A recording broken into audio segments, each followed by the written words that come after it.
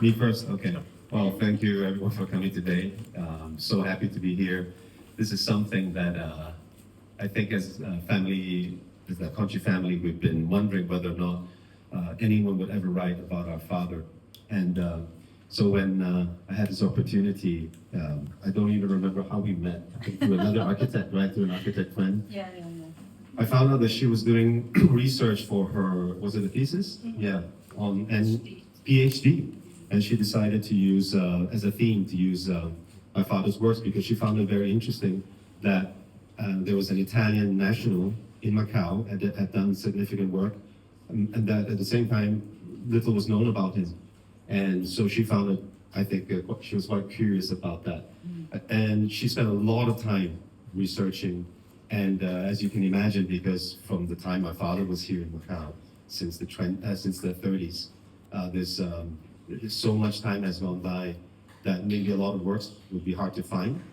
And yet, like a forensic investigator, I don't know how you did it. It's quite amazing, but you found a lot of archives, you found a lot of work. Also some sculptures that you found somewhere hidden in a building under the staircase or somewhere. Was it somewhere, right? Yeah. In a school, and so this was I found it surprising that some works were just still around somewhere, and so I think Macau in general is a place that we're hoping that it's a place of culture. We need people like Jane. She did such good work in bringing back something, because sometimes culture is about remembering, right? As much as if we want to bring something in the future, we need to remember. And so I think this effort in writing this book is that to remind people that a lot of people have passed through Macau, have lived here, have left a bit of themselves here. And my father not only left DNA, but also left structures. Later, if you have time, you can go visit the church that he designed, just a minute walk from here. So once again, I thank you, Jane, for doing this work. I'm very touched and very moved that you decided to base your study, your PhD on my father's works. You want to say something about that? Oh, okay, yeah. Well, also, I'd like to, people found me a bit formal today, but I needed to represent my family. I'm afraid my brothers would complain if I didn't dress properly. So I'm the overdressed one here today, hope you don't mind, but it's for good reason.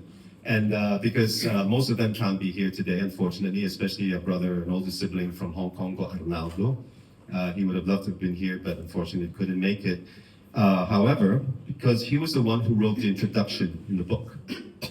And so, and right now it's in Chinese, and so I'll translate it for now. So this will be at least to understand and give a little bit of the background about my father and our family here in Macau. So it goes this way. So our family is originally from Puciana, a hamlet of Vico Pisano, a medieval village nestled in the valley of the Arno. My father was what we would call a Renaissance man today, skilled in drawing, sculpture, enterprising, and courageous. The Italy in which he lived as a young man was a very poor country. After a falling out with his father, he accepted the opportunity to move to Shanghai to work on the decoration of the Hong Kong Shanghai Bank in the Cathay Hotel within the Sassoon House. Today it is called the Fairmont Peace Hotel. Its construction began in 1926 and it was completed in 1929. It resulted in a masterpiece of Art Deco. Unfortunately, it has recently been gutted and redone. After completing his work in Shanghai, he moved to Hong Kong, continuing his activities until the war broke out on December 8, 1941. My father was an insightful man and realized that by 1943, things were getting bad for us Italians. He was certain that the war was lost after the attack on Russia, but before it was too late, he moved with his family to Macau. If he had stayed in Hong Kong after the flag changed by our country, they would have certainly interned them in India. In Macau, neutral but controlled by the Japanese, my parents and siblings suffered from hunger. At one point, they lived only on wild bananas. Things improved when the Portuguese governor, Gabriel Teixeira, a great man, sent for him. He had read the book Maledetti Toscani by Curzio Malaparte, which he enjoyed immensely. And when he learned that my father was a Tuscan, he told him that from then on, he would be treated like the Portuguese. He would receive enough food rations to live with dignity and would secure a position in public works in Macau. Until August 1945, the city was occupied by 800,000 refugees sleeping in the streets. There were many cases of cannibalism, and it was said that there was great abundance of gold and money, but a significant scarcity of rice. Here are the names of my brothers and sisters in order of birth. Giacomo, Zita, Paolo, Matilde, Raffaello, Vittorio, Benedetto, Carlo, Arnaldo, Maddalena, and Isabella.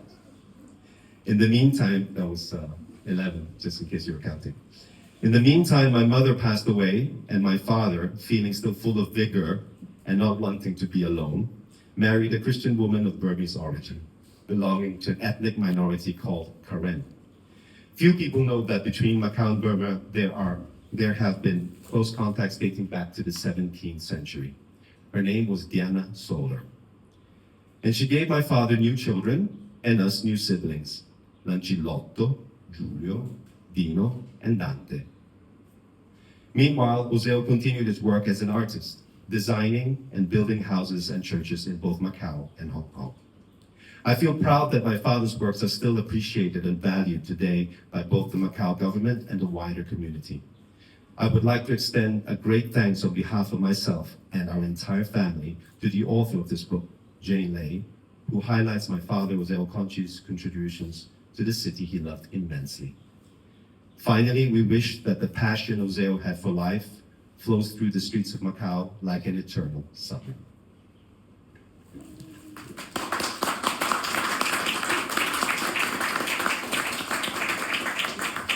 I'll just add a few more words. My father was a humorous man. He loved the sense of humor.